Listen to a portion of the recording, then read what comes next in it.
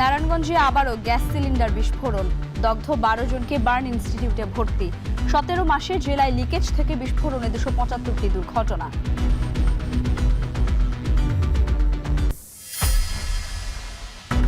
চট্টগ্রামের সীতাকুণ্ডে 578 টন সরকারি চাল জব্দ। নামি দামি ব্র্যান্ডের বস্তায় ভরে বিক্রি করত চোরা কারবারিরা। প্রশাসনের অভিযান চলমান।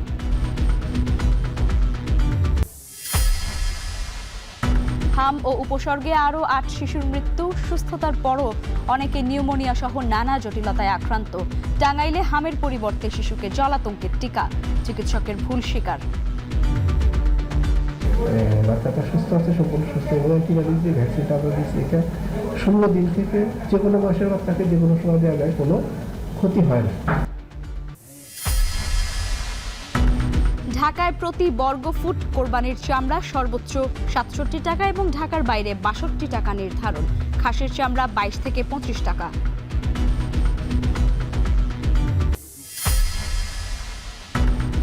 ময়মনসিংহে হাটে জমে উঠেছে কোরবানির পশু বেচাকেনা। নড়াইলে প্রস্তুত প্রায় 1.5 লাখ পশু, খামারে খামারে পরিচর্যা।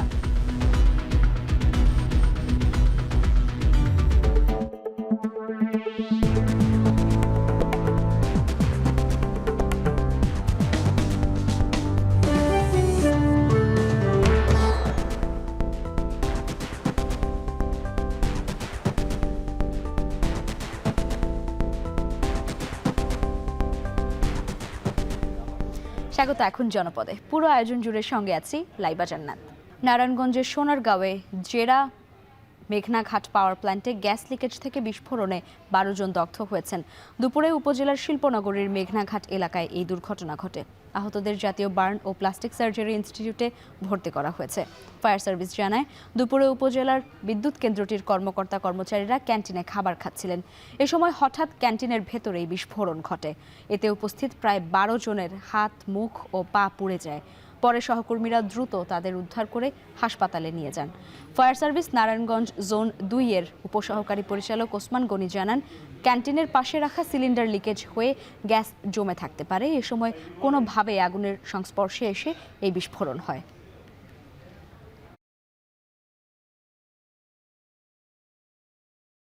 আমরা ধারণা করতেছি, যখন চুলায় রান্না করা হয়েছিল, চুলা বন্ধ পুরোপুরি করা হয় নাই, বাট আগুন নিভে গেছিল, গ্যাস অন ছিল, যে কারণে গ্যাস বের হয়ে রান্নাঘর এবং ডাইনিং রুম ভর্তি হয়েছিল। অথবা চুলার মধ্যে যে ছোট রাইজার দিয়ে চুলার সংযোগ করা হয়েছিল, গ্যাস লাইন সংযোগ করা হয়েছিল, এখানে কোনো লিকেজ ছিল। পরিস্থিতি এমন যে নারায়ণগঞ্জবাসীর এখন বসবাস অনেকটা গ্যাস চেম্বারের সাথে। আতঙ্ক, কখন গ্যাসের বিস্ফোরণ ঘটে। বাসাবাড়ি, সড়ক, ড্রেন, এমনকি ব্যবসা প্রতিষ্ঠানেও ঘটছে একের পর এক বিস্ফোরণ। অধিকাংশ ঘটনায় দগ্ধ হয়ে হাসপাতালে ভর্তি হচ্ছেন নারী, পুরুষ ও শিশুরা। 17 মাসে জেলায় গ্যাস লিকেজ থেকে 275টি ছোট বড় দুর্ঘটনা ঘটেছে। বিস্তারিত জানাচ্ছেন ইমরান আলী সজীব। নারায়ণগঞ্জে বেড়েছে গ্যাস লিকেজ থেকে দুর্ঘটনা। সবশেষ 11 মে ফতুল্লার লাকিবাজার এলাকায় গ্যাস লিকেজ থেকে সৃষ্ট অগ্নিকাণ্ডে বাবা ছেলে সহ 4 জন দগ্ধ হয়। একদিন আগে ফতুল্লার উত্তর ভুইগড়ের গিরিধারা এলাকার 8তলা ভবনে গ্যাস লিকেজ থেকে আগুনে একই পরিবারের 5 জন দগ্ধ হন। পরদিন সকালে চিকিৎসাধীন অবস্থায় একজন মারা যান। গ্যাসটা যখন লিক হয় 24 আওয়ার্সই কিন্তু গ্যাসটা বের হয়। হ্যাঁ, কিন্তু একটা মানুষ যখন ব্যবহার করে, তো ব্যবহার করে সে বন্ধ করে দেয়। তো নারায়ণগঞ্জবাসী তথা দেশবাসী এবং আমরা ব্যক্তিগতভাবে খুব আতঙ্কিত এবং খুব ভয়ে আছি। 2025 সালের 3 মার্চ সিদ্ধিরগঞ্জের গোদনাইলে গ্যাস লিকেজ থেকে অগ্নিকাণ্ডে একই পরিবারের 8 জন দগ্ধ হয়ে শিশুসহ 4 জনের মৃত্যু হয়। আর 23 আগস্ট সিদ্ধিরগঞ্জের হিরাজিল এলাকায় গ্যাস লিকেজ থেকে আগুনে দগ্ধ হন একই পরিবারের 9 সদস্য। মর্মান্তিক এই ঘটনায় প্রাণ হারান মোট 7 জন। 6 ডিসেম্বর সোনারগাঁয়ে চুলার গ্যাস লিকেজ থেকে বিস্ফোরণে শিশুসহ একই পরিবারের 4 জন দগ্ধ হন। শুধু বাসাবাড়িতেই নয়, চলতি বছরের 7 মার্চ পশ্চিম দেওবগের একটি ঝুটের গুদামে গ্যাস লিকেজ থেকে বিস্ফোরণ ঘটে। এতে 3 জন দগ্ধ হন। একের পর এক দুর্ঘটনার কারণে ঝুঁকিপূর্ণ লাইন শনাক্ত ও সংস্কারের দ্রুত কার্যকর ব্যবস্থা না নিলে আরো বড় দুর্ঘটনার আশঙ্কা সংশ্লিষ্টদের। তবে তিতাস গ্যাস কর্তৃপক্ষ বলছে পুরনো লাইনের সংস্কার ও ঝুঁকিপূর্ণ স্থানগুলো চিহ্নিতের কাজ চলছে। পাশাপাশি জনসচেতনতা বাড়াতে নানা পদক্ষেপ গ্রহণের কথা জানান কর্মকর্তারা। লিকেজ যখন আমরা ইনফরমেশন পাই, আমাদের ইমার্জেন্সি টিম আছে, তারা তাৎক্ষণিকভাবে সেখানে যায়, সেটা রিপেয়ার করে ঠিকাদার নিয়োগ করছি, তারা এগুলো রিপেয়ার করে। গ্যাসের গন্ধ পেলেই বৈদ্যুতিক সুইচ অন করা যাবে না, দ্রুত দরজা জানালা খুলে দিতে হবে এবং সংশ্লিষ্ট কর্তৃপক্ষকে জানাতে হবে। বাসাবাড়িতে নিয়মিত গ্যাস লাইন পরীক্ষা, মেয়াদ উত্তীর্ণ চুলা ও রেগুলেটর পরিবর্তন এবং সচেতনতা বৃদ্ধির ওপরও গুরুত্ব দিচ্ছেন ফায়ার সার্ভিসের এই কর্মকর্তা। গ্যাসের ধর্ম যে যদি জানালা দরজা বন্ধ থাকে, বাইরের কোনো ফ্রেশ বাতাস যদি ভিতরে প্রবেশ না করতে পারে, যদি সেখানে কোনো গ্যাস লিকেজ থাকে, তখনই কিন্তু এই বিস্ফোরণগুলো ঘটে। আমাদেরকে নিজেদেরকেই এটা সচেতন হতে হবে। আমার গ্যাসের লাইনে যদি সমস্যা হয়, এটা তিতাসকে জানালেই তারা যাবে, তারা সেখানে সেটা মেরামত কাজ করবে। প্রতিবার দুর্ঘটনার পরই আসে নানা আশ্বাস, কিন্তু দুর্ঘটনা থামছে না। প্রশ্ন একটাই, আর কত প্রাণ গেলে নিরাপদ হবে নগরীর গ্যাস ব্যবস্থা? এমরান আলী সজীব, এখন নারায়ণগঞ্জ। শত শত টন সরকারি চাল অসাধু চক্রের হাত ধরে নামি দামি ব্র্যান্ডের মোড়কে বিক্রি হচ্ছে চট্টগ্রামের বাজারে। আজ চট্টগ্রামের সীতাকুণ্ডে একটি গুদামে রাখা এমন প্রায় 578 টন সরকারি চাল জব্দ করেছে প্রশাসন। এ সময় কর্মকর্তা জানান, এই প্রক্রিয়ায় বড় একটি চক্র জড়িত। এই ঘটনায় বিপুল চাল জব্দ করার পাশাপাশি আটক করা হয় গুদাম মালিককে। পুরো চক্রটিতে ধরতে শিগগিরই অভিযান চালানোর ঘোষণা দিয়েছে র্যাব। বিস্তারিত হোসাইন জিয়াদের প্রতিবেদনে। ঢাকা চট্টগ্রাম মহাসড়কের সীতাকুণ্ডে সড়কের পাশেই সালে কার্পেট মিলের বিশাল গুদাম।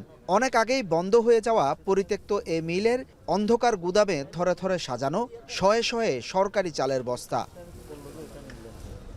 নানা হাত ঘুরে সরকারি গুদাম থেকে চাল চলে আসতো এখানে। তারপর শ্রমিকরা এসব চাল ঢুকাতো নামিদামি বিভিন্ন কোম্পানির বস্তায়। ম্যাজিস্ট্রেট জানান, সরকারি ডিলারদের দেয়া চাল বিভিন্ন খাদ্য গুদাম থেকে এখানে কৌশলে নিয়ে আসতেন চোরা কারবারিরা, অথচ সরকারি চাল বিক্রির কোনো লাইসেন্স নেই এই গুদাম মালিকের।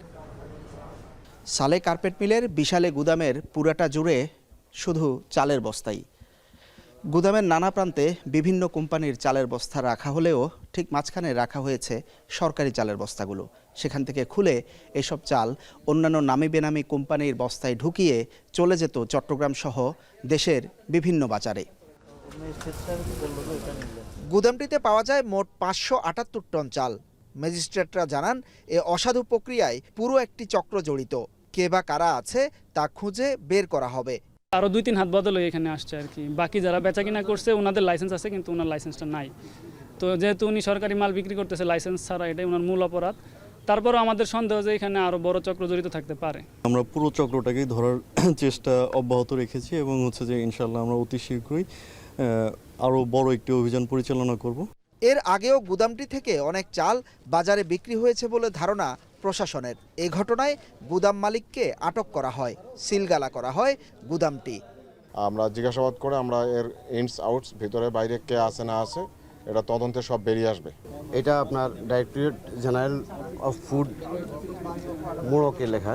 আমরা ধরে নিচ্ছি যে এটা খাদ্য অধিদপ্তরের মোড়কের বস্তা, যেহেতু এটা সরকারি গুদাম থেকে বেরিয়েছে। তবে কী খাতে বেরিয়েছে বা ওইটা একটু তদন্ত সাপেক্ষ। আর দ্বিতীয়ত কথা হচ্ছে যে ওনার যে মজুত করেছেন ওনার কিন্তু কোনো লাইসেন্স নাই। হ্যাঁ, এটা সম্পূর্ণভাবে অবৈধ। এসব চাল দেশের কোন কোন পাইকারি আড়ত বা দোকানে যেত সেটিও খতিয়ে দেখা হচ্ছে। একই সাথে সন্ধান পাওয়া আরও একটি গুদামে শিগগিরই অভিযান চালানো হবে বলে জানায় র্যাব। হোসাইন জিয়াদ, এখন চট্টগ্রাম। সারা দেশে এখনও বাড়ছে হাম ও উপসর্গে আক্রান্তের সংখ্যা। সকাল 8টা পর্যন্ত 24 ঘন্টায় হাম ও উপসর্গে আরও 8 জনের মৃত্যু হয়েছে। নতুন করে 1615 জন আক্রান্ত হয়েছে বলে জানিয়েছে স্বাস্থ্য অধিদপ্তর। হামের উপসর্গ নিয়ে সিলেট বিভাগে 3 শিশুর মৃত্যু হয়েছে। মৃতের সংখ্যা দাঁড়িয়েছে 32 জনে। সিলেট ওসমানী মেডিকেল কলেজ হাসপাতালে বেড়েছে রোগীর চাপ। আক্রান্তদের চিকিৎসার জন্য করা হয়েছে হাম আইসোলেশন ওয়ার্ড। সিলেটের মতো ময়মনসিংহে আজও 2 শিশুর মৃত্যু হয়েছে। এই নিয়ে সংখ্যা দাঁড়িয়েছে 31 জনে। বর্তমানে হাসপাতালে ভর্তি রয়েছে 96 জন রোগী। একইভাবে বরিশাল শের-ই বাংলা মেডিকেল কলেজ হাসপাতালেও 1 শিশু মারা গেছে। বিভাগে হামে আক্রান্ত হয়ে এখনো পর্যন্ত মারা গেছে 33 শিশু। মোট আক্রান্তের সংখ্যা প্রায় 5000-এ ঠেকেছে। এছাড়া কুমিল্লায়ও হামের উপসর্গ নিয়ে 1 শিশুর মৃত্যু হয়েছে। সব মিলিয়ে জেলায় মারা গেছে 7 শিশু। চিকিৎসকরা বলছেন, নিয়মিত টিকাদানের বাইরে থেকে যাওয়া শিশুদের অপুষ্টি এবং টিকার দ্বিতীয় ডোজ না নেওয়ায় বেড়েছে সংক্রমণ।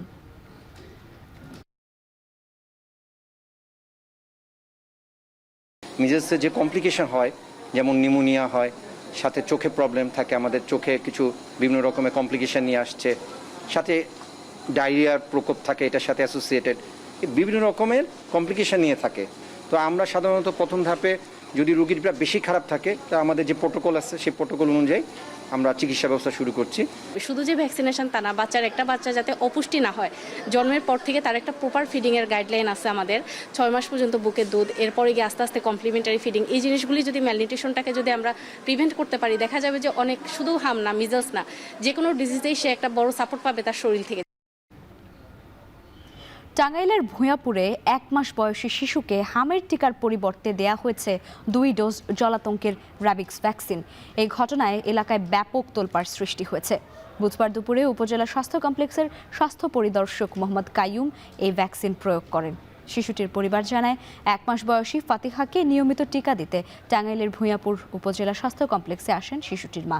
সেখানে ভ্যাকসিন দেওয়ার কথা স্বাস্থ্য পরিদর্শক নুরুল ইসলাম নুরুর, কিন্তু তিনি উপস্থিত না থেকে পিআরএলে থাকা স্বাস্থ্য পরিদর্শক কাইয়ুমকে ডেকে আনেন স্বাস্থ্য ও পরিবার পরিকল্পনা কর্মকর্তা ডাক্তার লুৎফর রহমান আজাদ। এ সময় শিশুটিকে 2 ডোজ কুকুরের কামড়ের র্যাবিক্স ভ্যাকসিন প্রয়োগ করা হয়।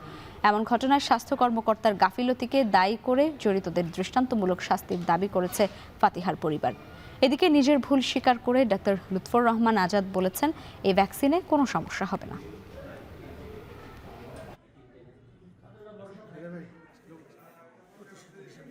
এই বাচ্চার সাথে আরো কিছু বাচ্চা আছে যাদেরকে র্যাবিস ভ্যাকসিন দেওয়ার জন্য কুকুরে কামড়ের যে ভ্যাকসিন, ওই ভ্যাকসিনটাও দেওয়ার জন্য নিয়ে আসা হয়েছে। এই নামে অমুক আসে, ওই র্যাবিস ভ্যাকসিনের একটা নির্দিষ্ট ভুল করে ওনারা গিয়ে বসে বসছে বাচ্চা নিয়ে, তখন উনি যথারীতি র্যাবিসের ভ্যাকসিনটা দিয়ে দিচ্ছে।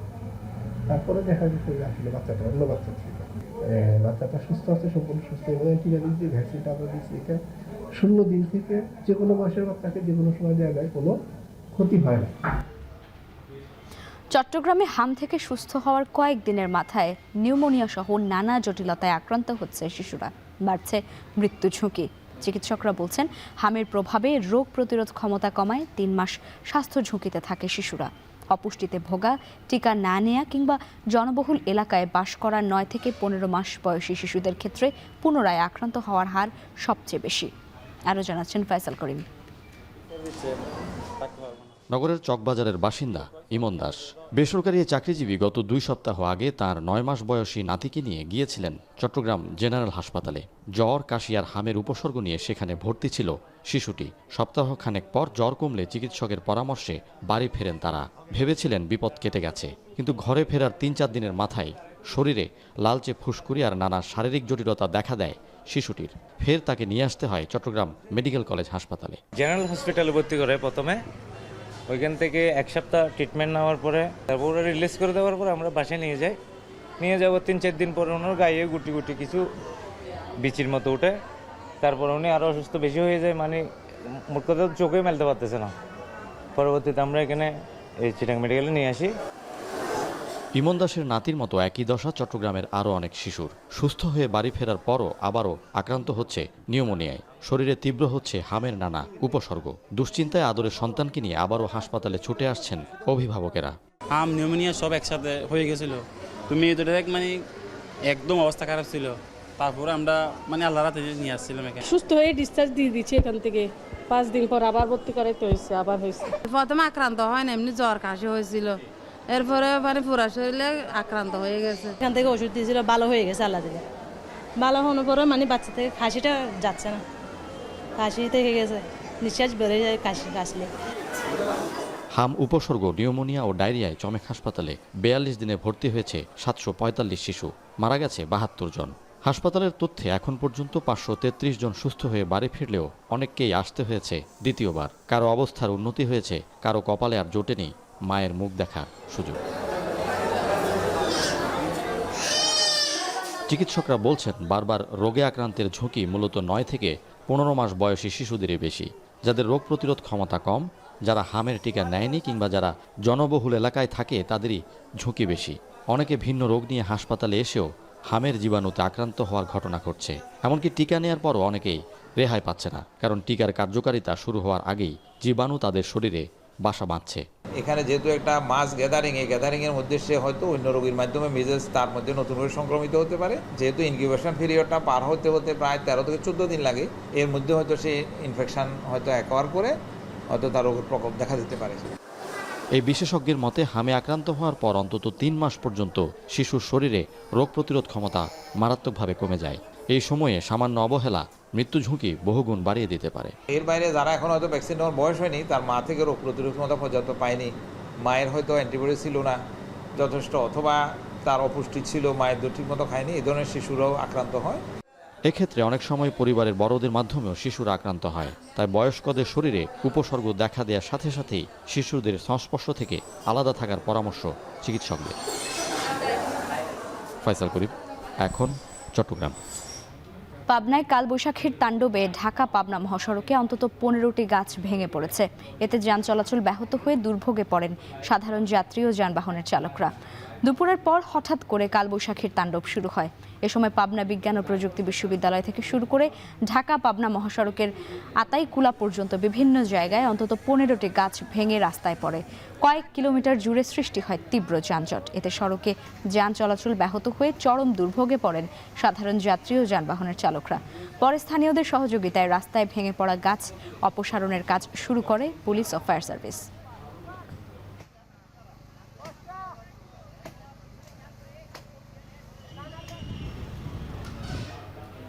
কোরবানির পশুর চামড়ার দাম নির্ধারণ করে দিয়েছে সরকার। ঢাকার মধ্যে গরুর চামড়া প্রতি বর্গফুট 62 থেকে 67 টাকা এবং ঢাকার বাইরে 57 থেকে 62 টাকা নির্ধারণ করা হয়েছে। এছাড়াও ঢাকা সহ সারা দেশে খাসির চামড়া প্রতি বর্গফুট 25 থেকে 30 টাকা এবং বকরি 22 থেকে 25 টাকা নির্ধারণ করে দিয়েছে সরকার। বুধবার ব্রিফিংয়ে এ কথা জানান বাণিজ্য মন্ত্রী খন্দকার আব্দুল মুক্তাদির। এ সময় তিনি জানান, কোরবানির পশুর চামড়া যেন নষ্ট না হয় সেজন্য সরকারি অর্থায়নে লবণ পৌঁছে দেওয়া হবে। চামড়া যেন নষ্ট না হয়, সংরক্ষণ জ্ঞানের অভাবে বা উপকরণের অভাবে, সেই জন্য সারা দেশে সরকারের অর্থায়নে লবণ পৌঁছানোর ব্যবস্থা হবে এবং জেলা প্রশাসন, উপজেলা প্রশাসনের মাধ্যমে মাদ্রাসা বা সংশ্লিষ্ট জায়গায় যেন লবণ পৌঁছে যায় সেটি আমরা নিশ্চিত করছি। কোরবানির ঈদকে সামনে রেখে ইতোমধ্যেই ময়মনসিংহে জমে উঠেছে পশুর হাট। তবে দাম নিয়ে রয়েছে মিশ্র প্রতিক্রিয়া। বিস্তারিত জানাতে মুক্তাগাছার নতুন বাজার থেকে যুক্ত হচ্ছেন ইমতিয়াজ আহমেদ। ইমতিয়াজ, জানাবেন হাটে বেচা বিক্রি কেমন দেখছেন আর দাম নিয়ে ক্রেতা বিক্রেতারা কি বলছেন?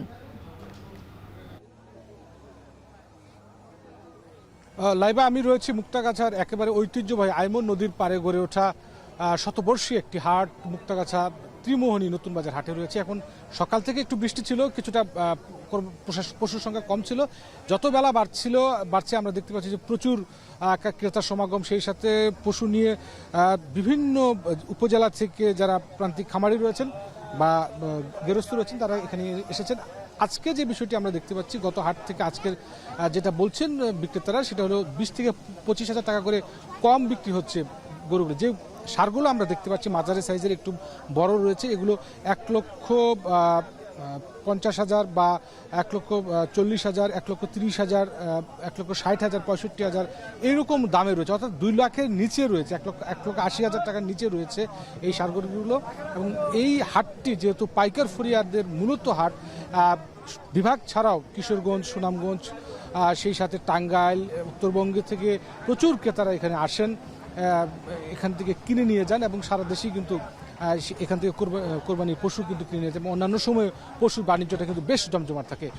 জেলা প্রাণী সম্পদ অফিস আমাদেরকে এবার যেটা জানিয়েছেন যে কোরবানিতে ময়মনসিংহ জেলায় এবার পশু তারা রেডি রেখেছেন 2,20,000 এবং চাহিদা রয়েছে 1,80,000 এবং 60টি মেডিকেল টিম এখানে কাজ করবেন বিভিন্ন হাটে। 70টি এখন পর্যন্ত হাট রয়েছে, এই হাট হয়তো আরও বাড়বে কোরবানি ঈদকে সামনে রেখে, যেহেতু আরও সময় রয়েছে। এবং এই হাটে আজকে যেটা যারা তাদের সঙ্গে কথা বলে জানতে পারলাম যে প্রায় কয়েক কোটি টাকার ইতিমধ্যেই কিন্তু পশু বিক্রি হয়েছে। তবে আজকে যেটা কিন্তু যে মিশ্র প্রতিক্রিয়াটা আমরা দেখতে পাচ্ছিলাম, যারা বিক্রি করতে আসছেন তারা বলছেন যে ক্রমবর্ধমানভাবে যে খাদ্যের দাম বাড়ছে, খড়ের দাম বাড়ছে, ভুসির দাম বাড়ছে, সেই তুলনায় কিন্তু খরচ একেবারে পোষাচ্ছে না। সেই তুলনায় আজকে অনেকেই অনেক কম দামে কিন্তু তাদের পশুটি বিক্রি করে গেছেন। আবার যারা পাইকার রয়েছে তারা বলছেন যে পরিবহন খরচটা বেড়েছে তাদের, এবং এটি নিয়ে তারা লাভ করতে পারবে কিনা সেটি নিয়েও একটা সংশয় রয়েছে। তবে দুই পক্ষেরই কিন্তু আমরা কথা দেখছি, এবং কিছু কিছু মানুষ রয়েছেন তারা কোরবানি পশুর জন্য এসেছিলেন। বিশেষ করে এটি কিন্তু একেবারে ছোট সাইজের যে দেশি ষাঁড় গরু, সেগুলোর জন্য খুব একটা বিখ্যাত একটা জায়গা, এবং এখান থেকে অনেকেই একটু কম দামে মূলত 70-75 হাজার টাকার মধ্যে যারা আসলে ষাঁড় গরু কিনতে চান বা দেশি, তারা কিন্তু এখান থেকে অনেকেই নিয়ে যান, এবং বিভিন্ন উপজেলা থেকে কিন্তু ক্রেতারা আসেন, বিভিন্ন জেলা থেকে আসেন। এবং আমরা দেখতে পাচ্ছি যে এখানে অনেক পাইকার ফড়িয়া ক্রেতারা রয়েছেন, কিন্তু সেই তুলনায় আজকে যেহেতু যেটা আগেও বলছিলাম যে বিক্রিটা একটু কম তুলনামূলকভাবে, এবং যার কারণে 30-35 হাজার 25 হাজার টাকা পর্যন্ত কিন্তু বিভিন্ন আকার বা ওজন ভেদে কিন্তু দামটা কম হচ্ছে। তবে বড় গরুর যে দামটা সেটি কিন্তু সবচেয়ে বেশি কম। বিশেষ করে সর্বোচ্চ আমরা 2.5 থেকে 3 লাখ টাকা দামের গরু দেখেছি, কিন্তু তারা বলছেন যে এটা তাদের পালন করতে প্রচুর খরচ হয়েছে, এর থেকে বেশি খরচ হয়েছে। সুতরাং আগামী ঈদের সময় যদি একটু দামটা বাড়ে তাহলে হয়তো তারা কিছুটা পয়সা পাবেন, খামারিরা যেটা বলছেন মূলত। এবং আমরা যেটা বরাবরই দেখি, গত কয়েকটি ঈদ আমরা যেটা দেখেছি যে ঈদের সময় আসলে কিন্তু বেশ চড়া দাম যায়, এবং খামারিরা যেটা বলছেন যে, বা ব্যবসায়ীরা যেটা বলছেন যে ভারত থেকে যদি গরু অনুপ্রবেশ না করে তাহলে হয়তো দেশি খামারি যারা তারা হয়তো কিছুটা লাভবান হতে পারবেন। তো সব মিলিয়ে ময়মনসিংহের এই মুক্তাগাছার নতুন বাজার যে পশুর হাটটি রয়েছে এখন বেশ জমজমাট, যদিও বিক্রিটা কিছুটা কম হচ্ছে, কিন্তু ক্রেতা এবং পশু সরবরাহ কিন্তু পর্যাপ্ত পরিমাণ আমরা দেখতে পাচ্ছি। সব মিলিয়ে এই ছিল লাইবা ময়মনসিংহের মুক্তাগাছা থেকে পশুর হাটের সবশেষ খবর আমার কাছে। কোরবানির ঈদকে সামনে রেখে ইতোমধ্যে ময়মনসিংহে জমে উঠেছে কোরবানির পশুর হাট, আর সে খবরই জানাচ্ছিলেন ইমতিয়াজ আহমেদ। কোরবানি ঈদ ঘিরে নড়াইলে প্রস্তুত প্রায় 1.5 লক্ষ গবাদি পশু। খামারে খামারে চলছে গবাদি পশুর পরিচর্যা। স্বাস্থ্যসম্মত খাবারে মোটা তাজা করায় বেড়েছে পশুর চাহিদা। হাট অথবা খামারে শুরু হয়ে গেছে বেচা কেনাও। ঢাকাসহ বিভিন্ন অঞ্চল থেকে এসে এখানকার খামার থেকে গবাদি পশু কিনে নিয়ে যাচ্ছেন ব্যবসায়ীরা। ইমরান হোসেনের তথ্য ছবি নিয়ে প্রতিবেদন।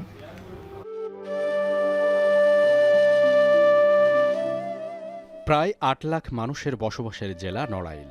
শিল্প কলকারখানা গড়ে না ওঠায় কৃষি, মৎস্য চাষ ও পশুপালন এই জনপদের মানুষের জীবিকার প্রধান উৎস। আসন্ন কোরবানি ঈদকে কেন্দ্র করে জেলার খামারে খামারে প্রস্তুত করা হয়েছে হাজার হাজার গবাদি পশু।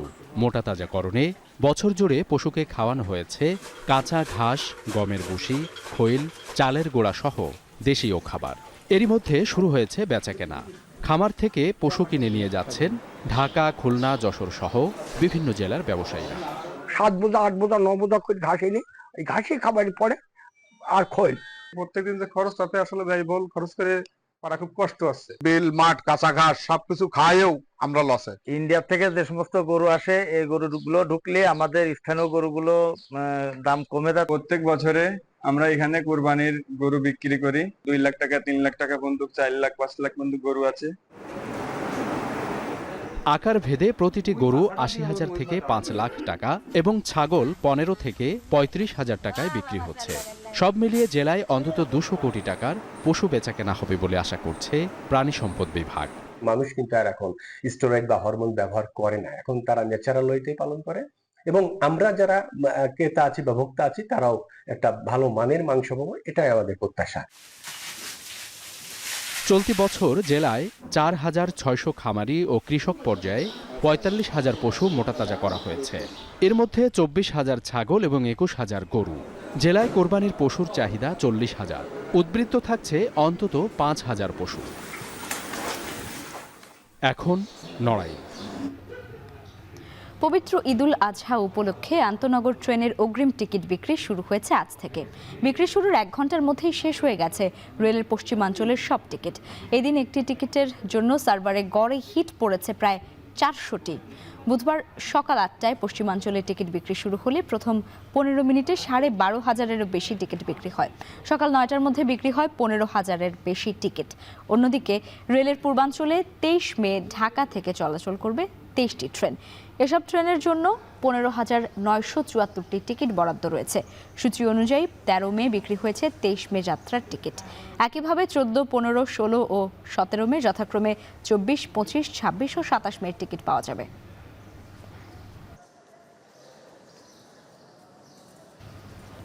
রেলপথ মন্ত্রণালয়ের প্রতিমন্ত্রী হাবিবুর রশিদ বলেছেন, এই সরকার জনগণের ভোটে নির্বাচিত সরকার। এলাকার মানুষের উন্নয়নে দিন রাত পরিশ্রম করে যাচ্ছেন প্রধানমন্ত্রী তারেক রহমান। দুপুরে নেত্রকোনার জারিয়া রেলওয়ে স্টেশন পরিদর্শনে গিয়ে এই কথা বলেন মন্ত্রী। তিনি আরও জানান, 100 বছরের পুরনো জারিয়া রেল স্টেশন থেকে দুর্গাপুর পর্যন্ত রেললাইন সম্প্রসারণের জন্য সমীক্ষা যাচাই বাছাই করা হবে। এই অঞ্চলের মানুষের দীর্ঘদিনের দাবি আন্তনগর ট্রেন চালুর বিষয়টিও বিবেচনা করা হচ্ছে বলে জানিয়েছেন প্রতিমন্ত্রী। মাঠ পর্যায়ে আমরা এবার সকল ধরনের সমীক্ষা করে এবং আমাদের এখানে জানেন যে অনেকটা জায়গা একবার করতে হবে, প্লাস এটার বাস্তবায়ন করতে যে সকল সমস্যার সম্মুখীন হতে হবে সেগুলি বাস্তবায়ন করে এটিকে কিভাবে অগ্রসর করা যায় সে ব্যাপারে আমরা মন্ত্রণালয়ে আমরা এইসব মিটিং করব। সুন্দরবনে বনদস্যুদের সঙ্গে বনকর্মীদের গুলি বিনিময়ের ঘটনা ঘটেছে। বাগেরহাটের সুন্দরবন পূর্ব বন বিভাগের কোকিলমণি এলাকায় সিঙ্গারটেকে বুধবার সকালে এই ঘটনা ঘটে। এ সময় অভিযান চালিয়ে হাত পা বাঁধা অবস্থায় অপহৃত 4 জেলেকে উদ্ধার করে বনরক্ষীরা। উদ্ধার করা হয়েছে বনদস্যুদের ব্যবহৃত একটি বন্দুক ও 1 রাউন্ড গুলিও। উদ্ধার জেলেরা হলেন শরণখোলা উপজেলার সোনাতলা গ্রামের আব্দুল বারেক খান, মোহাম্মদ হাসান, খুলনার বাটিয়াঘাটার নাসিম ও দাকুপ উপজেলার ইরাক শেখ। সুন্দরবন পূর্ব বন বিভাগের বিভাগীয় বন কর্মকর্তা রেজাউল করিম চৌধুরী জানান, শেলারচর টহল ফাঁড়ি ও স্মার্ট টিমের যৌথ অভিযানের সময় বনদস্যুদের উপস্থিতি টের পেয়ে অভিযান চালানো হয়। এ সময় দস্যুরা গুলি ছুঁড়লে বনকর্মীরাও পাল্টা গুলি চালান। পরে বনদস্যুরা তাদের ট্রলার ও জিম্মিদের রেখে পালিয়ে যায়।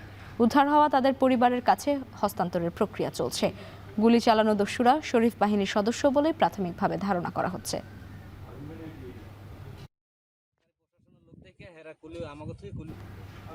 শিক্ষক পদোন্নতি ও সংবিধি প্রণয়নের দাবিতে টানা 3য় দিনের মতো কমপ্লিট শাটডাউন কর্মসূচি পালন করছেন বরিশাল বিশ্ববিদ্যালয়ের শিক্ষকরা। বন্ধ রয়েছে ক্লাস, পরীক্ষা ও প্রশাসনিক কার্যক্রম। এতে সেশন জটের শঙ্কায় রয়েছেন শিক্ষার্থীরা। আমিনুল ইসলামের তোলা ছবিতে অমিত হাসানের প্রতিবেদন। শিক্ষক আন্দোলনে কার্যত অচল বরিশাল বিশ্ববিদ্যালয়। ক্লাসরুম ও অফিস কক্ষে তালা ঝুলছে, নেই শিক্ষার্থীদের কোলাহল। গেল 28 এপ্রিল থেকে পদোন্নতি ও সংবিধি বাস্তবায়নের দাবিতে আন্দোলন করছেন শিক্ষকরা। তাদের অভিযোগ, দীর্ঘদিন ধরে পদোন্নতি কার্যক্রম বন্ধ রয়েছে। দাবি আদায় না হওয়া পর্যন্ত আন্দোলন চালিয়ে যাওয়ার ঘোষণা দেন তারা। যে কথাগুলো বলা হচ্ছে যে সহকারী অধ্যাপক কিংবা সহযোগী অধ্যাপক পদে কোনো বাধা নেই, প্রফেসরদের পথে বাধা আছে।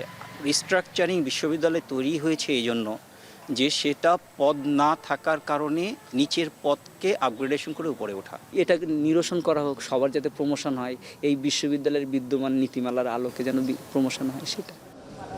তবে আন্দোলনের বিষয়টি অযৌক্তিক দাবি করে উপাচার্য অধ্যাপক ডক্টর মোহাম্মদ তৌফিক আলম বলেন, বেশিরভাগ পদোন্নতিতে কোনো জটিলতা নেই, আলোচনার মাধ্যমেই সংকট সমাধান সম্ভব। সমস্যাটা যেটা হয়েছে সেটা হচ্ছে প্রফেসরদের ক্ষেত্রে।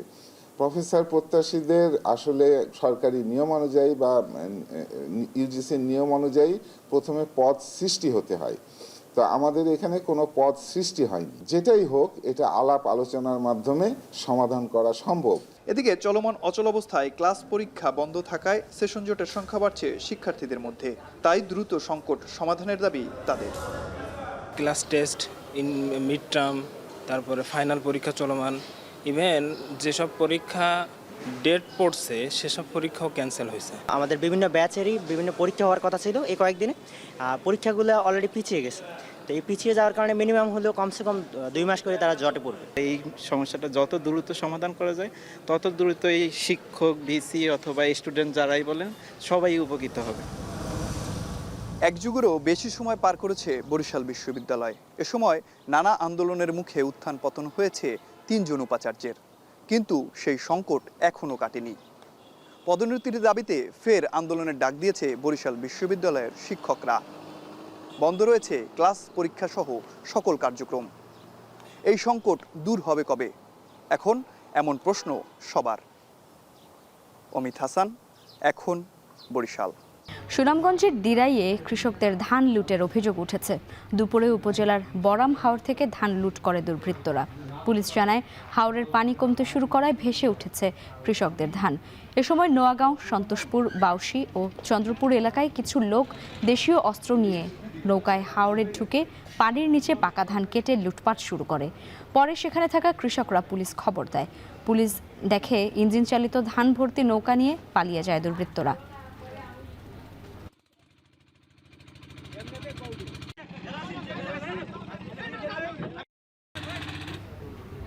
নওগাঁয় বোরো মৌসুমে ধান চাল সংগ্রহ কার্যক্রমের উদ্বোধন করা হয়েছে। বিকেল 4টায় নওগাঁ সদর খাদ্য গুদামে খাদ্যশস্য সংগ্রহ অভিযানের উদ্বোধন করেন নওগাঁ 5 সদর আসনের সংসদ সদস্য জাহিদুল ইসলাম ধলু। অনুষ্ঠানে সভাপতিত্ব করেন জেলা প্রশাসক এবং জেলা সংগ্রহ ও মনিটরিং কমিটির সভাপতি মোহাম্মদ সাইফুল ইসলাম। এতে বক্তব্য রাখেন জেলা খাদ্য নিয়ন্ত্রক এবং জেলা সংগ্রহ ও মনিটরিং কমিটির সদস্য সচিব ফরহাদ খন্দকার, জেলা কৃষি সম্প্রসারণ অধিদপ্তরের উপপরিচালক মোসাম্মদ হুমায়রা মণ্ডল এবং সদর উপজেলা নির্বাহী অফিসার শাহিন মাহমুদ।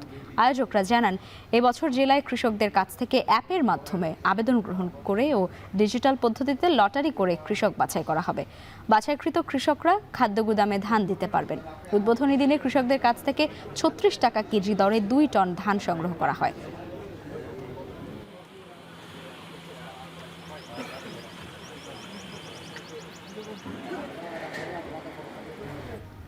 ফরিদপুরের গ্রামাঞ্চলে কম খরচে উৎপাদন হচ্ছে বায়োগ্যাস। এর মাধ্যমে জ্বালানি সংকট মোকাবেলা সহ কমছে রান্নার খরচও। একই প্ল্যান্টে কেঁচো দিয়ে তৈরি হচ্ছে জৈব সার, যা বদলে দিচ্ছে গ্রামীণ জীবনের চিত্র। মাত্র 1100 টাকায় পুরো মাসের রান্নার জ্বালানি পেয়ে খুশি হয়েছেন নারীরা। বিস্তারিত প্রতিবেদনে। ফরিদপুরের কোমরপুর গ্রাম, যেখানে স্বল্প ব্যয়ে বায়োগ্যাস প্লান্ট করে তাক লাগিয়ে দিয়েছেন তানিয়া পারভিন। এই গ্যাসেই রান্নার কাজ করছেন কোমরপুর গ্রামের নারীরা, যেখানে 12 কেজির একটি গ্যাস সিলিন্ডার খুচরা কিনতে হচ্ছে 22 থেকে 2300 টাকায়, সেখানে মাত্র 1100 টাকা দিয়েই মাস জুড়ে ব্যবহার করা যাচ্ছে এই গ্যাস। গবাদি পশুর গোবর ও জৈব বর্জ্য থেকে বায়োগ্যাস তৈরি করা হয়। এতে যেমন জ্বালানি খরচ কমছে, তেমনি কমছে পরিবেশ দূষণও। একটি প্ল্যান্ট থেকে প্রথম পর্যায়ে 30টি পরিবারকে সংযোগ দিলেও এখন ক্রমেই চাহিদা বাড়ছে। শুধু বায়োগ্যাস নয়, তৈরি হচ্ছে জৈব সারও। কেঁচো দিয়ে তৈরি এই সারের চাহিদাও ছড়িয়ে পড়ছে ফরিদপুর জেলা ও তার আশপাশের অঞ্চল জুড়ে। রয়েছে অনলাইন সুবিধাও। যদি বায়োগ্যাস প্ল্যান্টের মাধ্যমে আমরা গ্যাসটা মুক্ত করি, তাহলে আমাদের এই গ্যাসটা আমরা মিথেন গ্যাসটাকে জ্বালানি হিসেবে দিতে পারবো এবং প্রকৃতির ভারসাম্য রক্ষার বড় একটা ভূমিকা রাখতে পারবো। এবং গ্যাস মুক্ত করে এই গোবরটাকে আমরা সহজভাবে সার উৎপাদন করতে পারবো এবং কিছু মানুষের কর্মসংস্থানের ব্যবস্থা করতে পারবো। এদিকে জেলায় যে সকল উদ্যোক্তা বায়োগ্যাস বা জৈব সার তৈরির কাজ করছে, তাদেরকে সরকারি প্রণোদনা সহ বিভিন্ন পরামর্শ দিয়ে সহায়তা করা হচ্ছে বলে জানিয়েছে ফরিদপুর কৃষি সম্প্রসারণ অধিদপ্তর। জৈব সার উৎপাদন করে মাটির স্বাস্থ্য রক্ষা করছে, অন্যদিকে যে আমাদের গোবর থেকে যে মিথেন গ্যাস উৎপাদন হয়, সেই গ্যাসটি কাজে লাগিয়ে বিশেষ করে যে আমাদের যে জ্বালানি বা বায়োগ্যাস, এই বায়োগ্যাস উৎপাদন করে সে একদিকে পরিবেশটাকে রক্ষা করছে। গ্রামীণ পর্যায়ে এমন উদ্যোগ টেকসই জ্বালানি ব্যবস্থাপনায় গুরুত্বপূর্ণ ভূমিকা রাখতে পারে, পাশাপাশি গ্রামীণ অর্থনীতিতেও যোগ করছে নতুন মাত্রা। এখন ফরিদপুর। চুয়াডাঙ্গায় শুরু হয়েছে মৌসুমি আম সংগ্রহ কার্যক্রম। জেলা প্রশাসনের নির্ধারিত ম্যাঙ্গো ক্যালেন্ডার অনুযায়ী বুধবার সকালে আনুষ্ঠানিকভাবে আটি, গুটি ও বোম্বাই জাতের আম সংগ্রহের উদ্বোধন করা হয়। শহরের মহিলা কলেজ পাড়ার একটি আম বাগান থেকে আম সংগ্রহ কার্যক্রমের উদ্বোধন করেন জেলা প্রশাসক লুৎফুন নাহার। এ সময় জেলা প্রশাসক বলেন, নির্ধারিত ম্যাঙ্গো ক্যালেন্ডার আম চাষি ও ব্যবসায়ীদের অবশ্যই অনুকরণ করতে হবে। ক্যালেন্ডারের ব্যত্যয় ঘটলে জরিমানা সহ আইনগত ব্যবস্থা নেওয়া হবে। তিনি আরও জানান, আমে কোনো ধরনের রাসায়নিক বা ফরমালিন ব্যবহারের প্রমাণ পাওয়া গেলে কঠোর ব্যবস্থা নেওয়া হবে। বাজার তদারকিতে জেলা প্রশাসনের ভ্রাম্যমাণ আদালত নিয়মিত অভিযান পরিচালনা করবে। ম্যাঙ্গো ক্যালেন্ডার অনুযায়ী আগামী 20 মে থেকে হিমসাগর, 25 মে থেকে ল্যাংড়া, 5 জুন আম্রপালি, 15 জুন ফজলি, 20 জুন হাড়িভাঙা, 22 জুন ব্যানানা, 30 জুন আশ্বিনা ও বাড়ি 4, 5 জুলাই কাটিমন এবং 31 জুলাই থেকে গৌরমতি আম সংগ্রহ করা হবে বলে জানিয়েছেন জেলা প্রশাসক।